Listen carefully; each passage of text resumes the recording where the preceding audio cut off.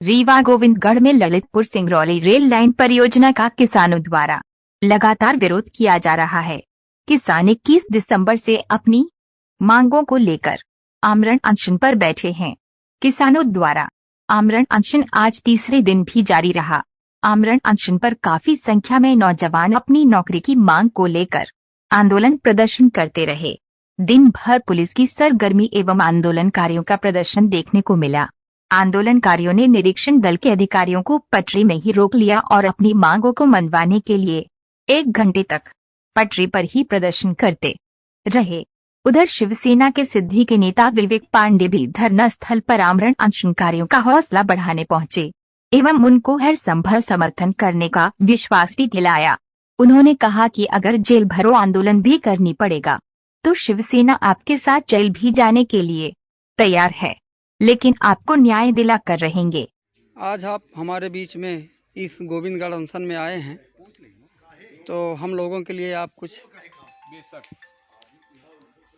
असल में बताना चाहेंगे कि हमारे ललितपुर सिंगरौली रेल लाइन जो है, इसमें हमारे जो किसान बंधु हैं, देश में 2 ही चीज़ें महत्वपूर्ण हैं, जवान और किसान। और जब जवान और किसान के अधिकारों को छीना जाए तो हमारे हिसाब से हर देश के नागरिक को निकल के उनका सहयोग करने की चाहिए। और ऐसी व्यवस्था में मेरा मानना यह है कि आज जिस प्रकार से सरकार, यानी सरकार है क्या, सरकार हम है, यानी जनता है सरकार। हम चुनते हैं जिन जनप्रतिनिधियों को, और वो जनप्रतिनिधि जब जनता का दमन करने लगे तो जनता को अपने अधिकारों के लिए जमीन पर लड़ना पड़ता है। और आज ऐसी ही व्यवस्था हमारे क्षेत्र में सीधी सिंगरौली ललितपुर रेल लाइन में व्यवस्था ये हो चुकी है कि हमारे किसान बंधु आज कई सालों से, वर्ष 2014 का प्रोजेक्ट है ना, शायद ये 2018 का रेलवे प्रोजेक्ट आपका 11 10 का प्रोजेक्ट जो है ना 2008 का है, 6 में इसकी शुरुआत है। 2008 का जो भी काम कब से शुरुआत हुआ? अभी हाल ही 10 से बढ़ती। अच्छा, 2006 से 2019 में तो सीधी सांसद थी सिंगरौली रेलवे रीति पाठक, वो तो कह रही थी 2019 में ही आ जाएगा। 2023 में भी अभी कार्य पूर्ण नहीं हुआ, लेकिन कार्य पूर्ण होने से पहले जिन किसानों का जीवन यापन आपके कहीं न कहीं जो चल रहा था, वो परिवारों का जीवन यापन उस जमीन से ही चलता था। और उस जमीन का इन्होंने मोटा मुआवजे थे, जो मूल्यांकन थे, दे तो दिए, लेकिन उस तरीके से संतुष्ट नहीं कर पाए जिनसे जीवन का भरण पोषण चल सके, एक रोजगार प्राप्त हो सके। रेलवे बोर्ड का सदैव से एक वादा रहा है कि हर परिवार से एक सदस्य का रोजगार के लिए वादे किए गए थे, जिनकी भूमि बचेगी। वर्ष 2018 में इस प्रोजेक्ट को लॉन्च भी किया गया, बहुत सारे लोगों को रोजगार मिला, लेकिन बहुत सारे भूमि के परिवार जो थे, किसान बंधु, वो कहीं न कहीं वंचित रह गए इस व्यवस्था से। और ऐसी व्यवस्था में अभी भी 2023 तक ये आंदोलन जारी है और आज भी किसान बंधु अपने अधिकारों के लिए लड़ रहे हैं। जैसा कि हमारे साथ हमारे परिवारजन के वरिष्ठ जन आप देख रहे होंगे, 3 दिनों से भूखे पड़े हुए हैं हमारे किसान बंधु। आज ये सरकार, ये सिस्टम, आप मंत्रिमंडल गठन में हैं, आप प्रदेश के चुनावी एजेंडे में हैं, सर पे लोकसभा है और अपेक्षित करते हैं मतदाता जागरूकता अभियान। किस हक से आप किसानों के बीच में आएंगे मतदाता जागरूकता करने? किस अधिकारों से कह पाएंगे जब आप किसानों से आएंगे वोट करने? तो ये किसानों की व्यथा कि आज भूखे मर रहे हैं और आप फिर यही लोकसभा में चुनावी एजेंडे लेके आए। तो ये सारी व्यवस्था को लेकर देखिए 3 दिन से आंदोलन जारी है। और पिछले कार्यकाल में भी मैंने रेलवे भू अधिग्रहण के मामले में, आपके ललितपुर सिंगरौली के मामले में, जैसा कि देखा होगा, मैंने सीधी में गिरफ्तारी दी थी अपनी, और मैंने बेशक आंदोलन किया था। और ये 2018 से मेरा शुरू है किसानों के साथ। 2018 में विजय प्राप्त हुआ था। आशा और उम्मीद है, कोशिश करने वाले की कभी हार नहीं होती। हमारे किसान बंधुओं का ये जिद और ये पागलपन अधिकार के लिए, अपने मौलिक अधिकारों के लिए अगर बना रहा तो संगठन उनके कंधे से कंधा मिलाकर शिवसेना खड़ी और सदैव मरते दम तक लड़ते रहे।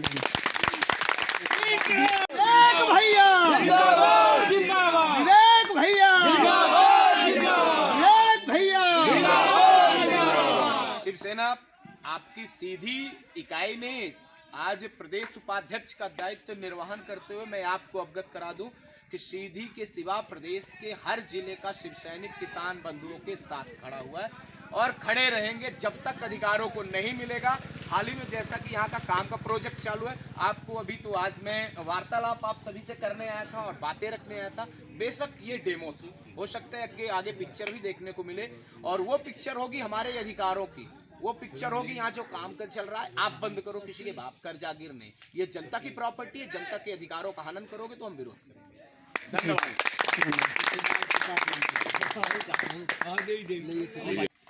जैसे आप आज हमारे अनशन में आए हैं, हमारे जो ये किसान भाई बैठे हैं इस आंदोलन में, इनके विषय में कुछ आप। देखिए ऐसा है, आज अनशन नहीं आए, लगातार बीच में हम लोग ये लगातार 1 वर्ष के आसपास पहुंच रहा है धरना निरंतर चलता रहा। ललितपुर सिंगरौली, सवाल उठता है कि किसान देश का भविष्य है। सरकार भी कहती है किसानों से देश चलता है। अब जब किसानों की रोजी रोटी छीन रही है, किसानों की ज़मीन छीन ली गई, उनके परिवार को रोज़गार नहीं दिया जा रहा है, इन मुद्दों पर लगातार निरंतर आंदोलन, प्रदर्शन, गिरफ्तारी, फर्जी मामले लगातार किसानों चले। किसान लोकतांत्रिक तरीके से, गांधीवादी तरीके से, संविधान के हिसाब से उन्होंने धरना और जारी रखे रहे, अपनी बीच में मांग करते रहे। हर कार्यालय, जो चाहे रेलवे कार्यालय हो, चाहे कमिश्नर कार्यालय हो, चाहे संभागीय कार्यालय हो, कहीं भी ज्ञापन देते रहे, अपनी मांग उठाते रहे, निरंतर चलता रहा। अब किसान मजबूर होके, जिनकी अंतिम पड़ाव होता है, आज 85 साल का व्यक्ति, 80 साल का व्यक्ति आज मजबूरन में आमरण अनशन बैठ रहे हैं। क्यों बैठ रहे हैं? मतलब एक बात, सरकार यहाँ देश के जो नीतियाँ हैं, पूरे देश के अंदर उन नीतियों के खिलाफ, जब ये कहते हैं कि भाई अब जब सीधे जब संविधान लिखा था, रेलवे एक्ट में लिखा था कि भाई जिनकी ज़मीन अधिग्रहण की जाएगी, उनके बच्चों का, उनके परिवार को रोजगार दिया जाएगा, नौकरी दी जाएगी। अब लोकसभा के अंदर पार्लियामेंट में जब चला, उसमें भी बगैर बहुमत किए, बिना जानकारी दिए, बिना सदन में लाए, रेल मंत्री ने ये कर दिया कि हम नौकरी देंगे। पूरा हिटलर शाही, अंग्रेज शाही जैसे चल रहा है। तो हम ये मजबूर होके अब निरंतर आमरण अनशन चल रहा है। ये आमरण अनशन, ये जैसे मेरे यहाँ आवे एक में मेरे जो सीधी से साथी हैं जो पैर से विकलांग हैं, उनका तो हम कहते हैं कि देश की आज़ादी की हम भूमिका निभाने वाले अंग्रेज की हम ये मानते हैं, अंग्रेजों के खिलाफ। ये पहले हम लोग गोरी चमड़ी से लड़ते थे, आज हम काली चमड़ी से लड़ते हैं। आज से विकलांग भैया जो कुमार रंजीत सिंह जी, वो भी धरने में बैठे हैं, उनकी धर्मपत्नी भी अनशन बैठी है, वो भी अनशन बैठे हैं। और ये हमारे यहाँ जो है, हम ये बुजुर्ग जो 85 साल के, हम इनको बुजुर्ग नहीं मानते, जवान मानते हैं। वो उनकी सरकार की नीतियाँ के खिलाफ, रेलवे विभाग की नीतियाँ के खिलाफ बैठे हैं, रोजगार के लिए, अपने हक अधिकार के लिए बैठे हैं। तो हम ये कहना चाहता हूँ कि मैं एक जिला पंचायत सदस्य भी हूँ, भारतीय कम्युनिस्ट पार्टी का, राष्ट्रीय दल का मैं प्रदेश का पोलित ब्यूरो सदस्य हूँ। और हम लोग जो सारे लगातार समर्थन कर रहे हैं, समर्थन चलता रहेगा।